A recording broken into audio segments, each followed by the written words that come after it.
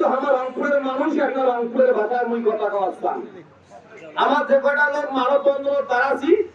তার চেয়ে কিন্তু মেলা লোক বাইরে তোমার দাঁড়ায় আছেন হয়তো কাউ কাউ মনে মনে কমান রাখছেন আমার কাম নাই এমা মানববন্ধন দাঁড়াইছি আসলে আমার কেন মানববন্ধন দাঁড়াছি আমার কি দাবি করে লেখছি এগুলা এই মুহূর্তে তোমার বুঝার ক্ষমতা আমার নাই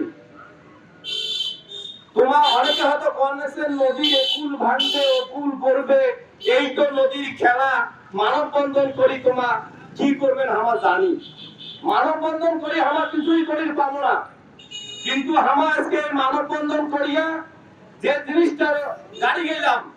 আমার পরবর্তী জবাব অন্তত পাওয়ার পাইবে যে আমার বাপ দাদা চাচার ঘর অনেক আগে থেকে এই তিস্তা নদীর বাঁধ তীরের বাঁধ এবং এই তিস্তার যে মহাপরিকল্পনা নিয়েছে এটা বাস্তবায়নের দাবিতে মানববন্ধন করছে হয়তো 2024 সালে এই তিস্তা মহাপরিকল্পনা বাস্তবায়ন হবে না বা 36 সালে হবে না বা 44 সালে হবে না একদিন তো হইবে তা একটা কাজের কিন্তু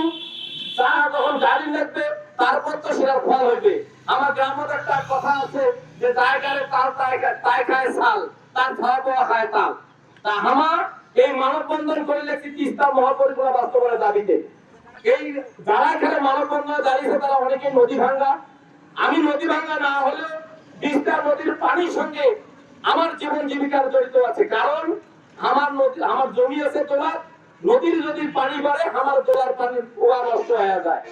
সে কারণেই এই তিস্তা ভাঙলে যদি তিস্তা পারে লোকের ক্ষতি হইবে আমার ক্ষতি হইবে তা কিন্তু নয় তোমার 2017 সালে দেখেছেন রেল লাইন ভাঙি টং ভাঙা বন্ধ পানি ঢুকছে যদি এই তিস্তা মহাপরিকল্পনা বাস্তবায়ন হইতো যদি এই তিস্তা নদীর বাঁধ থাকি যায় তাহলে কিন্তু রেল লাইন ভাঙিল না হয় পানি কিন্তু টং ভাঙায় ঢুকিল না হয় তাই তারা ওই দাঁড়িয়ে দাঁড়িয়ে আমার এই মানববন্ধন দেখবেন হাসপাতাল লাগছেন তাদের প্রতি অনুরোধ যে আইসেন আমরা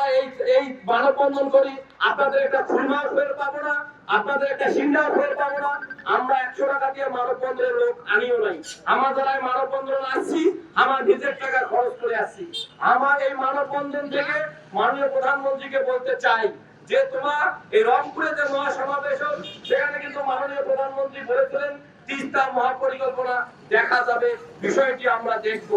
আমরা সেই মাননীয় প্রধানমন্ত্রীর সেই বক্তব্যগুলি আমরা আস্থা রেখে চাই আমরা বিশ্বাস করি মাননীয় প্রধানমন্ত্রীর বাবার নেতৃত্বে দেশ স্বাধীন হয়েছে মাননীয় প্রধানমন্ত্রী কয়েকবার এসে প্রধানমন্ত্রী হলেন তার প্রতি আমাদের অনুরোধ এই তিস্তা পারের মানুষের অনুরোধ যে অবিলম্বে এই তিস্তা মহাপরিকল্পনা বাস্তবায়ন করেন আমি পরিশেষে একটি কথা শুধু বলতে চাই সেটা হলো যে পদ্মা সেতু হয়েছে আপনারা জানেন এই পদ্মা সেতু হওয়ার পরে দক্ষিণ অঞ্চলের কিন্তু ভাগ্যের পরিবর্তন হয়েছে যে মানুষ একেবারে এলাকা চিত্র পরিবর্তন হয়েছে এই তিস্তা মহাপরিকল্পনা যদি পরিবর্তন হয় এই বিশেষ করে লালমনিরহাট নীলফামারী রংপুর গাইবান্ধা সহ কয়েকটি 5টি জেলার ভাগ্যের পরিবর্তন হবে আপনারা জানেন যে এই তিস্তা নদী কিন্তু 3-4 বার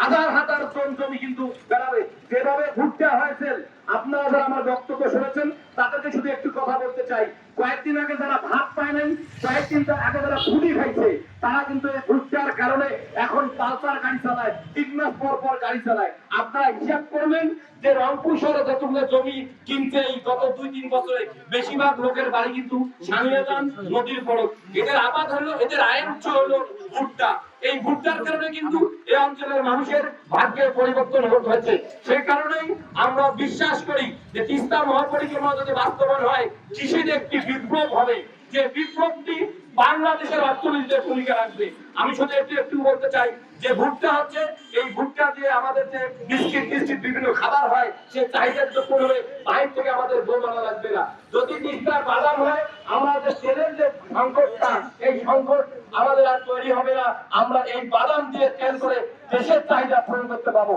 কিন্তু এই কথাটা মাননীয় প্রধানমন্ত্রীকে বোঝার ক্ষমতা বোঝার লোক আমার অভাব আমরা যাকে ভোট দেই তাই তাদের চিন্তায় ব্যস্ত খালি মাননীয় প্রধানমন্ত্রীকে কয় না সে কারণেই এখানে গোয়েন্দা সংস্থার যারা লোক আছেন সাংবাদিক ভাইরা আছেন বিভিন্ন প্রশাসনের লোকজন আছে তাদের কাছে আমাদের আকুল আবেদন তিস্তা পাড়ের মানুষ এই তিস্তা মহাপরিকল্পনা বাস্তবায়ন চায় এবং তিস্তা মহাপরিকল্পনা বাস্তবায়ন হলে এই রংপুরের মানুষের বিশেষ করে তিস্তা পাড়ের মানুষের যে ভাগ্যের পরিবর্তন হবে, এটি যেন মাননীয় প্রধানমন্ত্রীর কাছে মেসেজ যায়। মাননীয় প্রধানমন্ত্রীকে যদি এই মেসেজটি বোঝানো যায়, আমার বিশ্বাস মাননীয় প্রধানমন্ত্রী 24 ঘন্টাও দেরি করবেন না। উনি যেভাবে পদ্মা সেতু নিজের টাকায় করেছেন, সেহেতু উনিও তিস্তা মহাপরিকল্পনা নিজের টাকায় করবেন। বৈশাখে যারা এই মানববন্ধন এসেছেন, সবাইকে ধন্যবাদ জানাই।